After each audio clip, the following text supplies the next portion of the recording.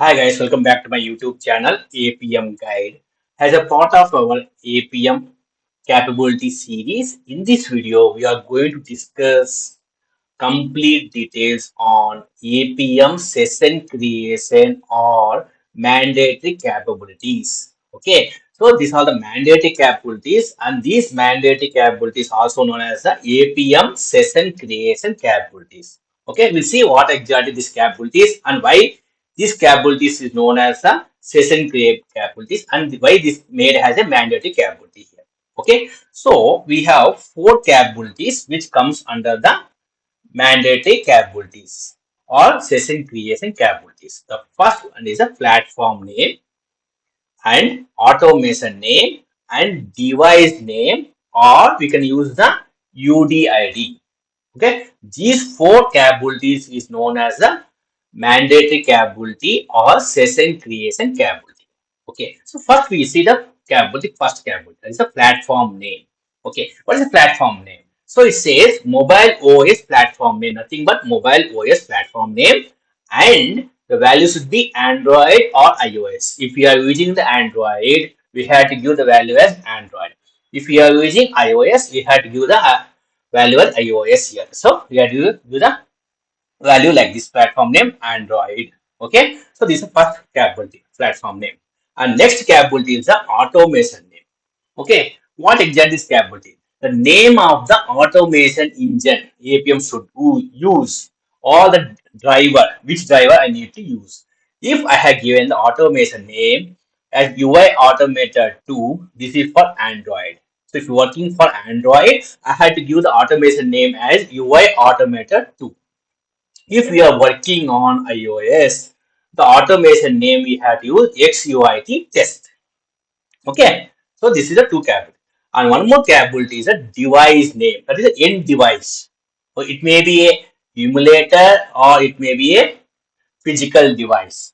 Okay, we need to give the name of the device, or you can use, instead of giving the device name, we can use the UDID, that is unique device identifier, which is generated by the ADB for Android devices. So all these four capabilities we use for the mandatory capabilities. Okay, here instead of device name we can use the UDID, or UDID we can use the device name. Okay, so we can say all three capabilities are known as a mandatory capability. Okay, and device name we can give the name of the device.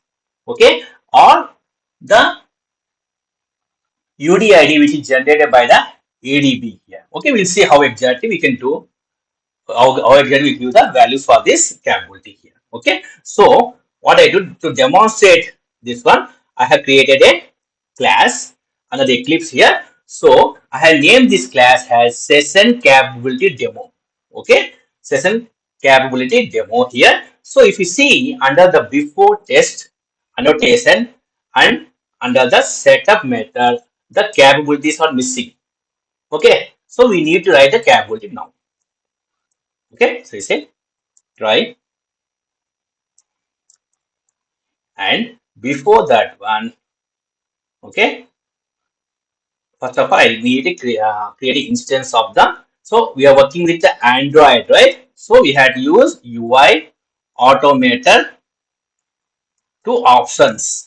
So we had to use this class UI automator two options and create a variable that caps equal to new. So we are taking instance of the UI automator two options here. Okay, and now we need to define the capabilities. Okay, and the first capability I am going to define is the, just click caps dot, for the first capability, the platform name.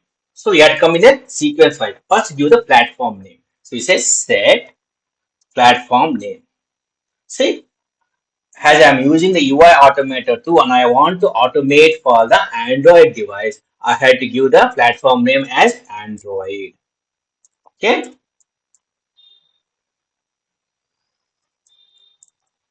that's it.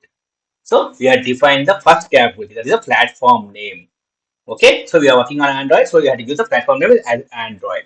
The next capability, the next capability is the automation name.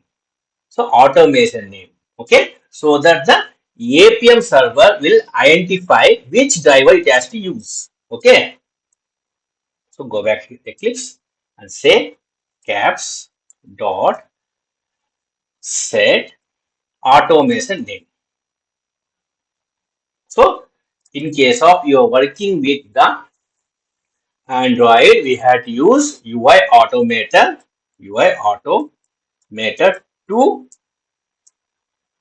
driver here. Okay, UI automator to driver. Okay, and this is the second capability.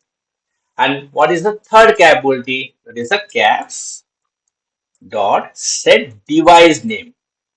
Okay, so how I get a device name? So I have opened the emulator here.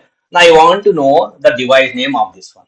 Okay, so I know this, it is a Pixel 6. Okay, how I'll get it here means let's open the Android Studio where we create the virtual device, right? So go to the device manager. So I started this Android device from the command prompt, not from the Android Studio. Okay, so if you go to Android Studio under the device manager, it says Pixel 6. It is running now. This is the name of the device name. Okay, of emulator. So I do the Pixel 6 here. The name which we have created for the AVD, right? The same name we had provided. So Pixel 6. That's it. Okay. So I have used the all three mandatory session creation capabilities here. That is a platform name, Android, and automation name, UI automator 2 driver I'm using here, and device name Pixel 6 here. Okay, I'll place this line inside this one. Okay, and we return the catch block, right? We are at the try it is the catch, we need to do it. Catch, and the first one I have to use illegal argument exception. Okay, and one more catch block I will use catch exception. Okay, I want to print it also. Here, say e dot print stat. Here also I want to print this. Okay, so try catch block is ready, and we are using the three capabilities here. Okay, so you can say define session creation capabilities.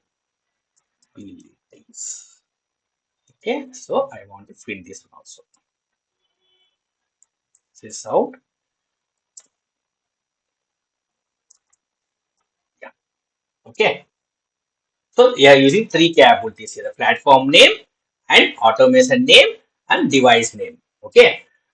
So these are the mandatory capabilities. Okay. And before that one, before running the APM server, running this code, okay, just we go to the APM architecture. Okay. Here, if you see in the client, the automation script, here I am using the Java client. Okay. Under the Eclipse IDE here. So I'm sending these capabilities from here to the APM server. Okay, these capabilities will travel from client to the APM server as a JSON object payload. Okay, and APM server will analyze the capabilities. Okay, go to the capability. If it is satisfied, okay, then it will create. It will send to the respective platform name and automation name. So here, if you see in capabilities, I have mentioned as platform name Android. Okay, what will do? So it observe. Okay, he is talking about platform name Androids. Okay, so it decide where it gets sent. Okay, and then next check it will do automation name using UI automated 2 means it will check is UI automated 2 driver is available or not, installed or not.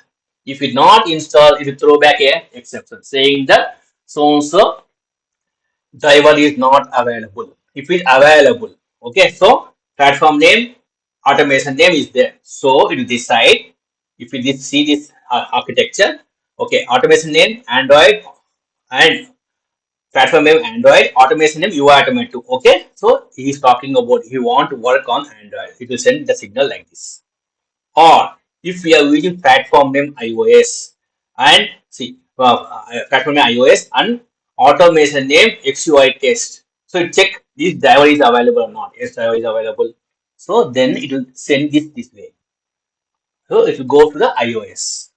Okay, and then in this UI Automate 2 framework for Android, the session ID will be created here. Okay, same for XUI test here. And the device name, we are given the platform on capabilities of device name, right?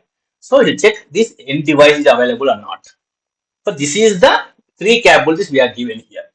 This is how it works in the background. Okay, now we'll run this one. So before that one, I want to print the session ID also. Okay, so you know right how to print the session ID. So we had to use the driver dot get session ID. So we had to use the method called get session ID. Okay, we say current session ID details. Okay, I want to print the session ID details here. Okay, so I am using a method called get session ID. Okay, now we are done with it. Okay, and before running this test, I need to run the APM server. So run the APM server.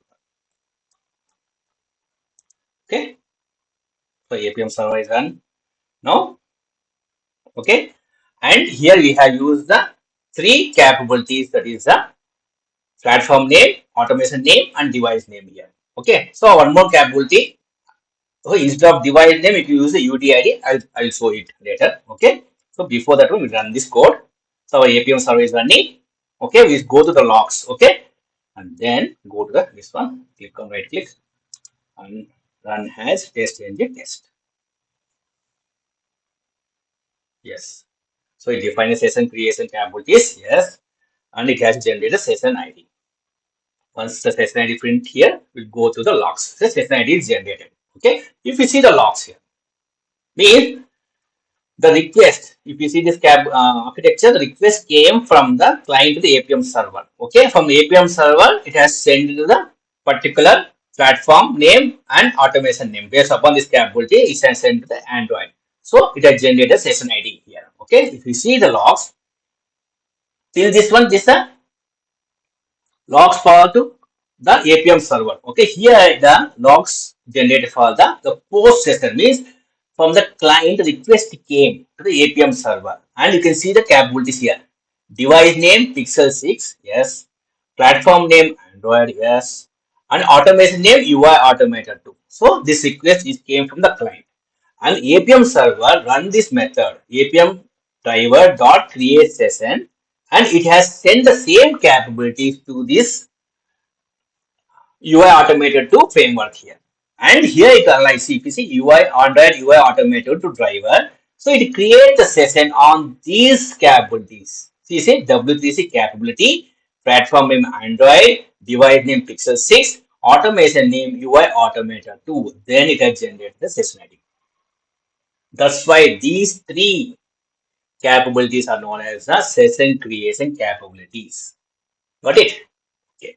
Now we have used the device name, right? Now we'll update this one with the UDID here. So we'll stop the APM server.